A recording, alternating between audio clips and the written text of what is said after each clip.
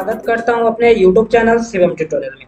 दोस्तों, जो भी लोग बिहार के गवर्नमेंट इंजीनियरिंग कॉलेज से एमटेक करना चाह रहे हैं, तो दोस्तों उन सारे लोग के लिए काउंसलिंग का शेड्यूल है वो जारी हो गया है। आपका बता दें, काउंसलिंग के लिए सबसे पहले रजिस्ट्रेशन करवाना होगा और रजिस्ट्रेशन का शेड्यूल है वो आज जारी कर दिया गया है बीसीईसी बोर्ड की तरफ से।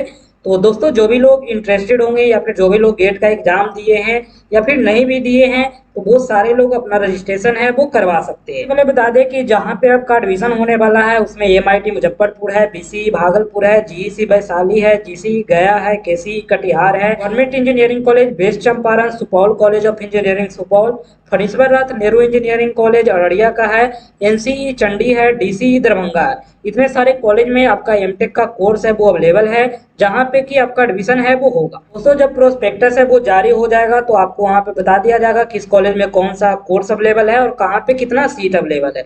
आपका काउंसलिंग है वो ऑफलाइन है वो किया जाएगा। दोस्तों, यहाँ पे काउंसलिंग रजिस्ट्रेशन के बारे में बताया गया है। तो सबसे पहले आपको बीसीसी के ऑफिशियल साइट पे आना है। वहां पे आपको जब ये स्टार्ट होगी रजिस्ट्रेशन तो पीजीईएसी 2024 का एक लिंक मिलेगा। उस लिंक पे आप क्लिक करेंगे तो आपको अप्लाई ऑनलाइन का एक ऑप्शन मिलेगा। सबसे पहले आपको रजिस्ट्रेशन करना है।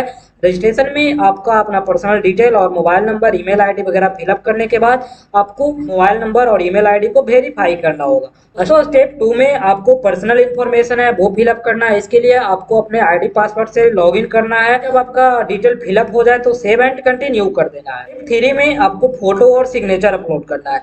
दोस्तों, फोटो आपको वैसा अपलोड करना है जिसपे कि आपका नाम होना चाहिए और जिस दिन आप फोटो क्लिक करवाए हैं उस दिन का आपका डेट है वो होना चाहिए। उसके बाद में हिंदी और इंग्लिश का सिग्नेचर है वो आपको अपलोड करना होगा। स्टेप 4 में आपको एजुकेशनल इन्फॉर्मेशन फिलअप करना है। यहाँ पे बताया गया है कि जिन भी स्टूडेंट को रिजल्ट है वो सीजीपीए में मिला है बीटेक कोर्स में, तो उनको परसेंटेज में कैलकुलेट करके फिलअप करना है। तो जब आपका काउंसलिंग होगा तो उस समय आपको सीजीपीए से परसेंटेज कन्वर्जन का जो सर्टिफिकेट है वो आपको देना होगा, जो भी आपका यूनिवर्सिटी है वहां से लेकर के।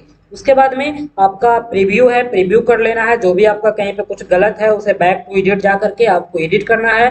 जब सारा कुछ सही रहे तो कंफर्म एंड सबमिट करना है। और स्टेप 6 में आपको पेमेंट है वो करना है। पेमेंट आप ऑनलाइन कर सकते हैं, UPI, credit card, debit card, net banking जैसे भी हो आप कर सकते हो।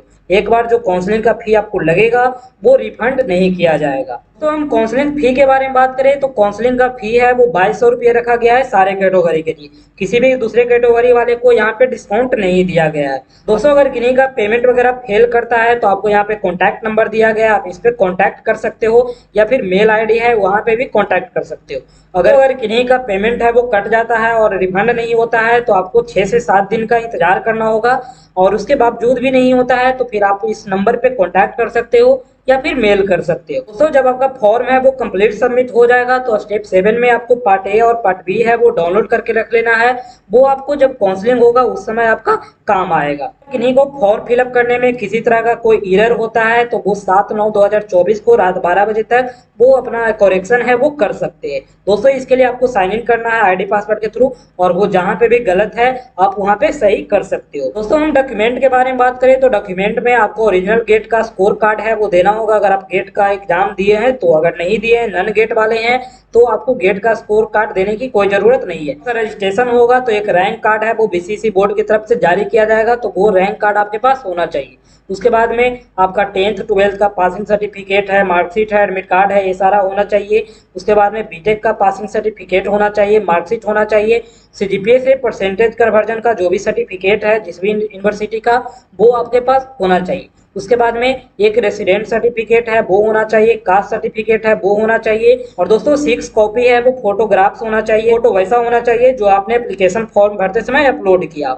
उसके बाद में आपके पास आधार कार्ड होना चाहिए और पार्ट ए और पार्ट बी का प्रिंट है वो होना चाहिए। ये सारे डॉक्यूमेंट आपका जब काउंसलिंग होगा उस समय आपको चाहिए होगा। हम डेट के बारे में बात करें तो ऑनलाइन रजिस्ट्रेशन है वो 1 सितंबर को शुरू हो रहा है और इसका रजिस्ट्रेशन है वो 6 सितंबर को बंद हो जाएगा, यानी मात्र 1 सप्ताह का समय है वो दिया गया है।